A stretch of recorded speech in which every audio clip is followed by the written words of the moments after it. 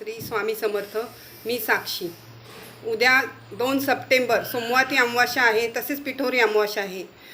उद्या सकाळी उठल्यावर आपण सूर्यदेवांना जल अर्पण करायचं आणि सूर्याला नमस्कार करून आपली मनोकामना सांगायची.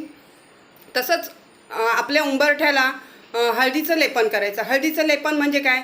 त्यामध्ये हळद एका वाटीत घ्यायची, त्यामध्ये गोमूत्र, गंगाजल आणि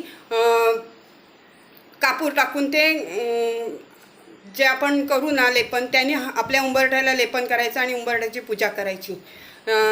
तसंच पितरांना नमस्कार करून त्यांना काहीतरी आपण जे काय बनवू ते नैवेद्य दाखवायचा.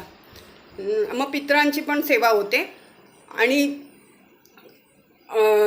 ह्याची अमावास्येची सेवा म्हणजे काय? उद्या पिठोरी अमावास्या आहे, तसेच सोमवारी अमावास्या आहे. मग शिवलिंगावर अभिषेक करायचा पाण्याने. तो आपण घरात पण करू शकतो आणि देवळामध्ये जाऊन पण करू शकतो. आपल्याला जर 108 बेल नाही मिळाले तर आपण जेवढे बेल मिळतील त्यांनी आपण ते वाहू शकतो, पांढरी फुलं वाहू शकतो आणि भगवान शंकरांना आपली जी काय मनोकामना आहे ती सांगायची. भगवान शंकर नक्कीच आपली मनोकामना पूर्ण करतात.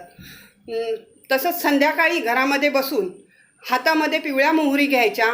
त्या मोहरीवरती एक 11 वेळा हे बोलायचं, काळभैरवाष्टक बोलायचं.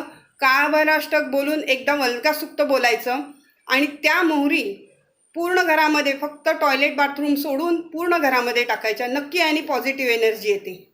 करून बघा. आणि झालेली सेवा श्री स्वामी समर्थ गुरुमाऊलींना अर्पण.